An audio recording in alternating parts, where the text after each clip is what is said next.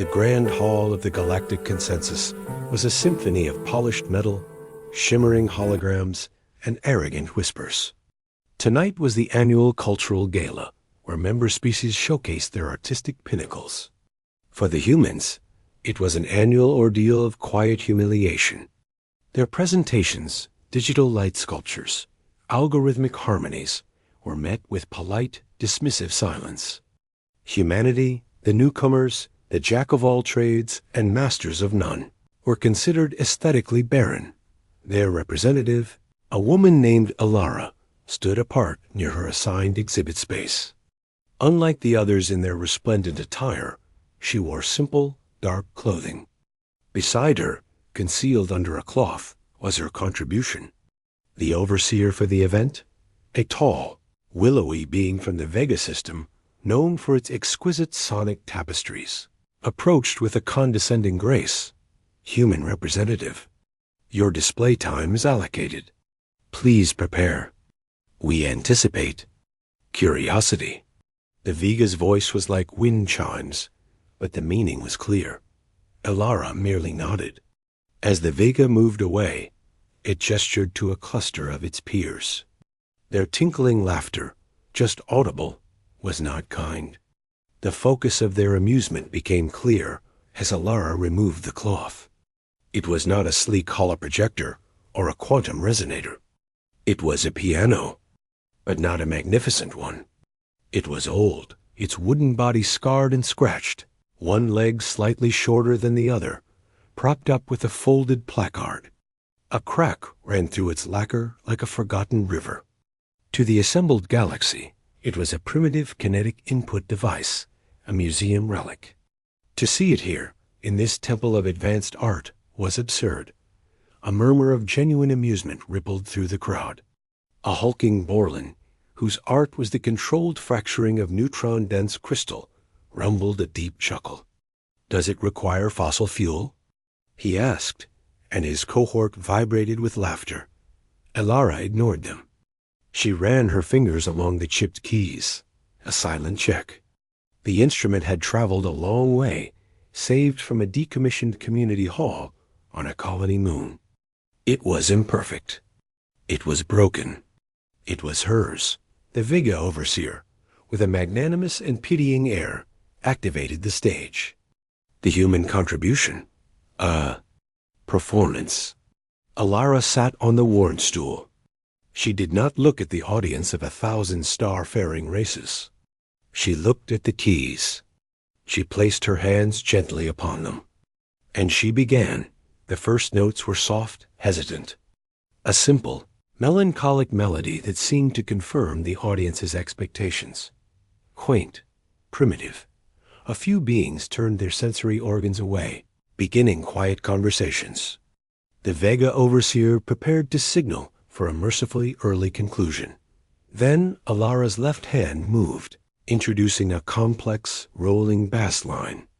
It was deep, resonant, a thunder from the very heart of the old wood. The right hand spiraled away from the simple melody, weaving intricate patterns around it, notes cascading like falling water. The music swelled, no longer hesitant but powerful, commanding. It was a composition of vast emotional scale, of lonely orbits and sudden, joyous connections, of deep loss and resilient hope, not the broken piano sang. The crack in its body lent a faint, mournful resonance to the lower registers, a character no perfect instrument could possess. The slightly uneven leg caused a subtle vibrato as she played with forceful passion, as if the piano itself was leaning into the song. She used every flaw, every scrape, every imperfection. A sticky key became a deliberate stutter in a rapid passage, turning technical error into heartbreaking pause. The sound was not the sterile purity of a sonic generator. It was alive. It was warm. It was wood and wire, felt and history, all given voice. Conversations died. Sensory organs swiveled back. The Borland's crystal facets, which reflected dismissive colors, now dimmed to deep, absorbing hues. The Vega overseer stood utterly still, its delicate appendages frozen mid-gesture.elara played. She played of Earth's green hills and the gray silence of the moon. She played of the first terrifying leap into the void and the gentle hum of a ship's engine on a long voyage. She played a lullaby for a child sleeping under unfamiliar stars, and a defiant march for those who built homes on unwelcoming worlds. The music was human history, human feeling, translated into a universal language that bypassed words and struck directly at the core of awareness.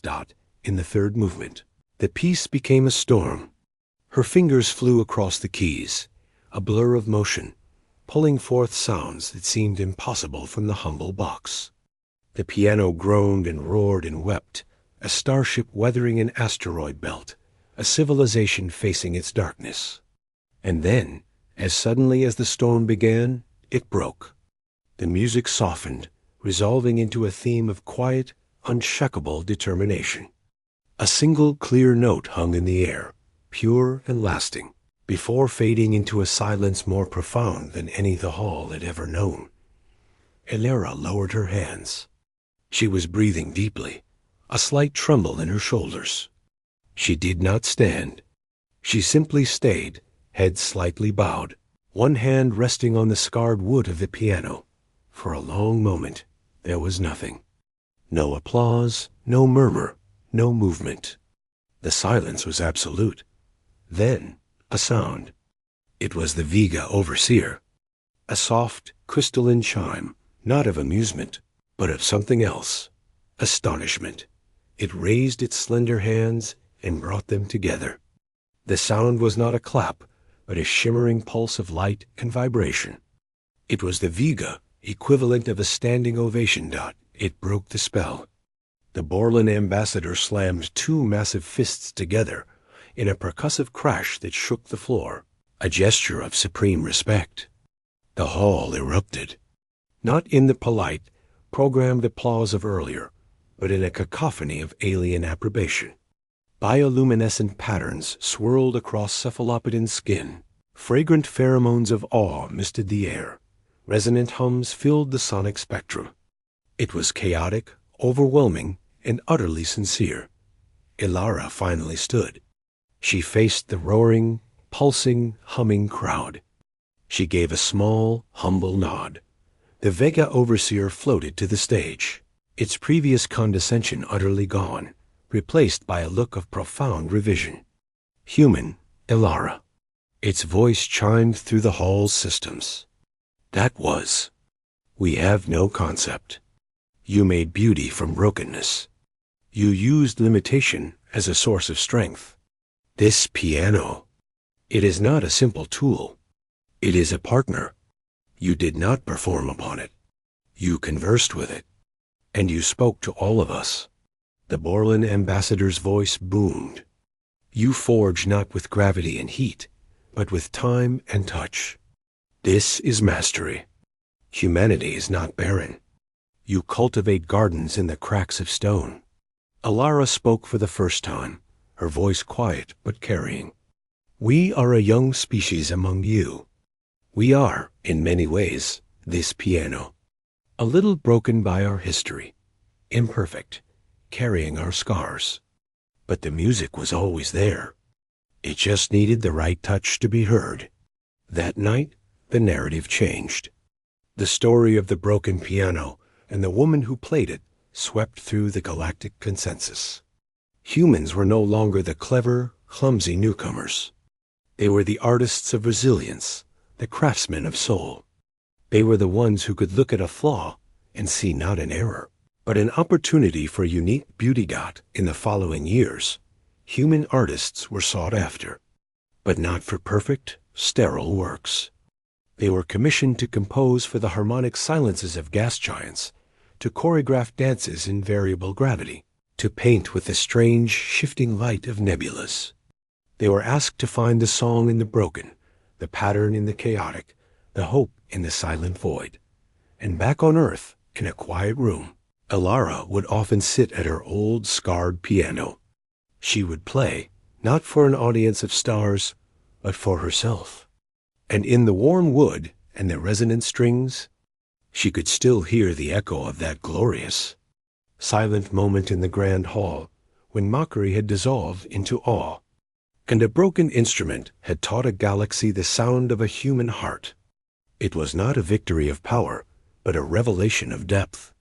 And the universe, for all its cold vastness, had leaned in a little closer to listen.